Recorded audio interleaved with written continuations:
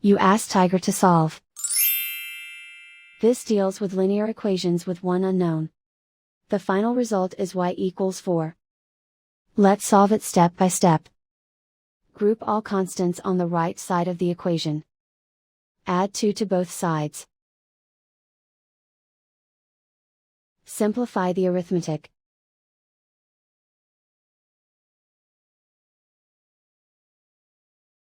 Isolate the y. Divide both sides by 7. Simplify the fraction.